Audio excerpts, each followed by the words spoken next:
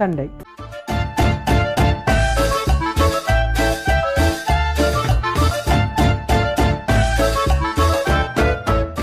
తండైకి కావాల్సిన పదార్థాలు ఏంటో ఒకసారి చూసేద్దాం. పాలు, గులాబీ రేకులు, బాదం పప్పు, పంచదార, గసగసాలు, దాల్చిన చెక్క, యాలకులు, మిరియాలు, సోంపు సీడ్స్, కుంకుమ పువ్వు.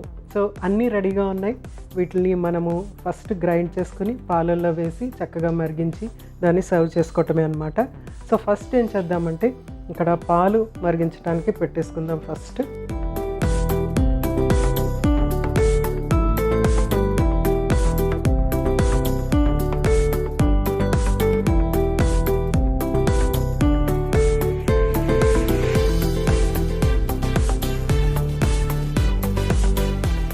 సో పాలు చక్కగా మరుగుతూ ఉన్నాయి కదా. ఈ లోపల మనము తండైకి కావాల్సినటువంటి అన్ని ఇంగ్రీడియంట్స్ 1 by 1 ఇందులో వేసుకొని చక్కగా పౌడర్ కింద చేసుకుందాం. ఫస్ట్ మనకి బాదం గింజలు, తర్వాత జస్ట్ ఒక 10 మిరియాలు, తర్వాత గసగసాలు 1 స్పూన్, యాలకులు 2,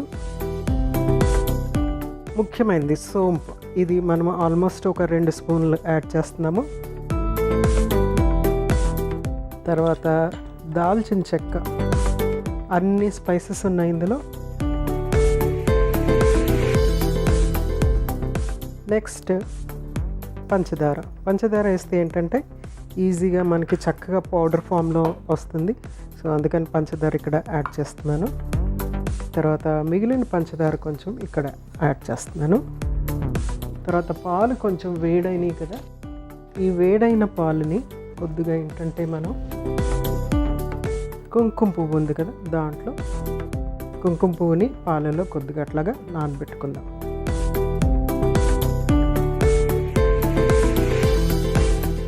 సో నెక్స్ట్ అన్ని ఇంగ్రీడియంట్స్ ఇందులో వేసేసాను.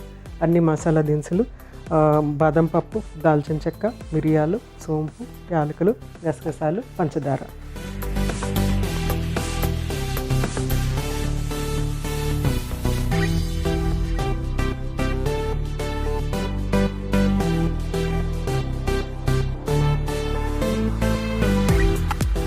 సో తండైకి కావాల్సిన పౌడర్ మనకి ఇక్కడ రెడీ అయిపోయింది. ఇక్కడ పాలు కూడా కరెక్ట్గా పొంగుతున్నాయి. సో ఇందులో మనము తండై పౌడర్ యాడ్ చేద్దాం.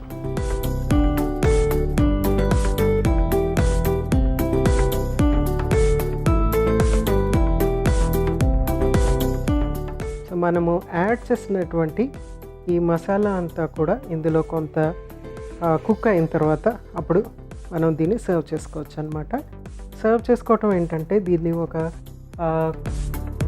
కంటైనర్లో తీసుకొని, యూజువల్గా ఏంటంటే మట్టి పాత్రలో తీసుకుని దాన్ని చక్కగా ఫ్రిడ్జ్లో పెడితే కనుక చాలా చక్కగా ఉంటుంది. తండై అంటే చల్లగా ఉంటుంది అన్నమాట. చల్లగా చేసుకుని అప్పుడు తీసుకోవాలి. సో ఫస్ట్ దీన్ని కొంచెం ఇలా కుక్ అయిపోయిన తర్వాత అప్పుడు అందులో తీసుకోవచ్చు. మనము ఈలోగా ఇందులో మనం ఆల్రెడీ కుంకుమ పువ్వులో కొంచెము మిల్క్ యాడ్ చేసి పెట్టాం కదా, అది కూడా ఇందులో యాడ్ చేసేస్తాను.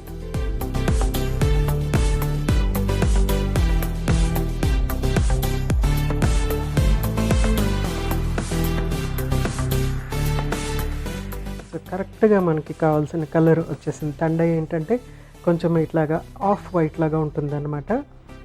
ప్యూర్ పాల కలర్ ఉండదు. పాలల్లో మిక్స్ అయినటువంటి అన్ని ఇంగ్రీడియంట్స్ ఏంటంటే కొంచెం ఆఫ్ వైట్గా అనిపిస్తుంది.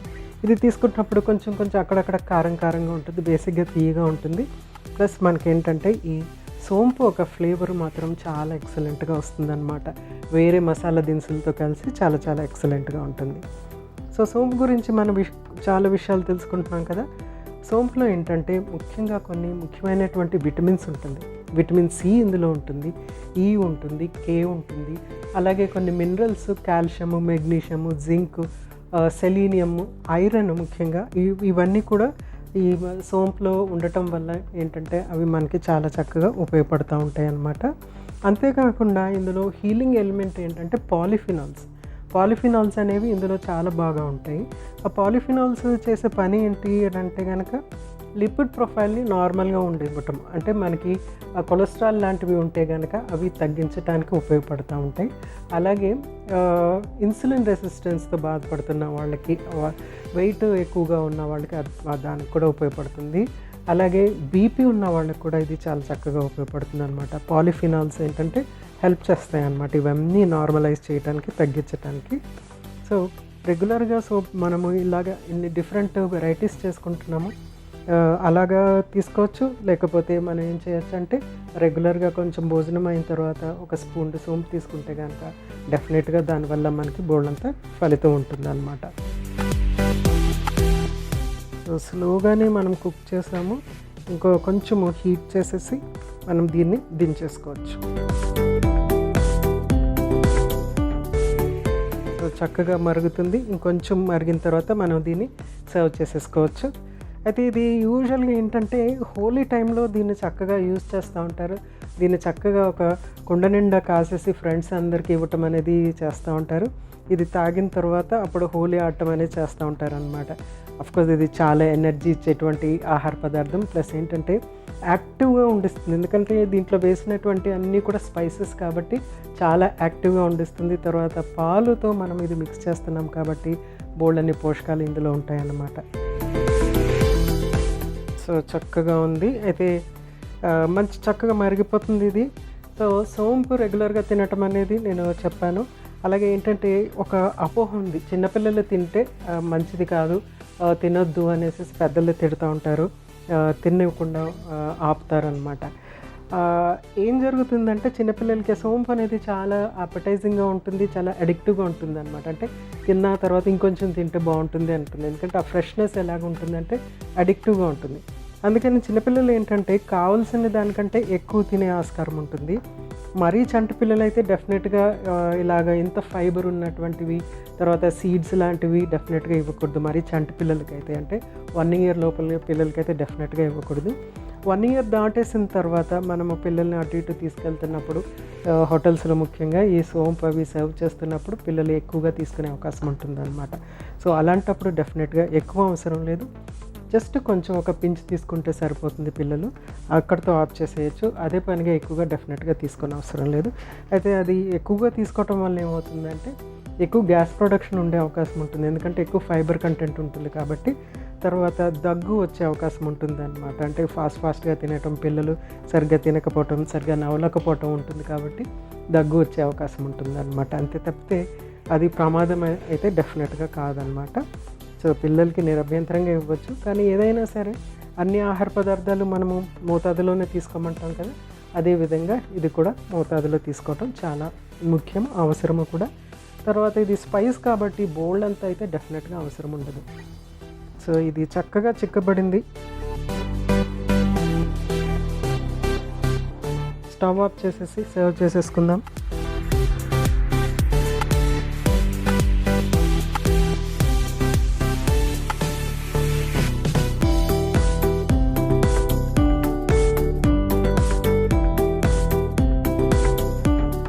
దీనిపైన చక్కగా గులాబీ రేకులతో మనము గార్నిష్ చేసుకుందాము.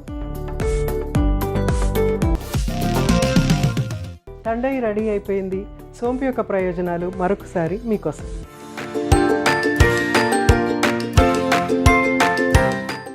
సోంపు గింజల్లో పీచు పదార్థం చాలా ఎక్కువగా ఉంటుంది. దీనివల్ల రక్తంలో కొవ్వు శాతం ఆరోగ్యవంతమైన స్థాయిల్లో ఉంటుంది. రక్తంలో చెడు కొవ్వుని తగ్గించి మంచు కొవ్వుని పెంచుతాయి సోంపు గింజలు. క్యాన్సర్ బారిన పడకుండా కాపాడే సామర్థ్యం సోంపు గింజలకు ఉంది.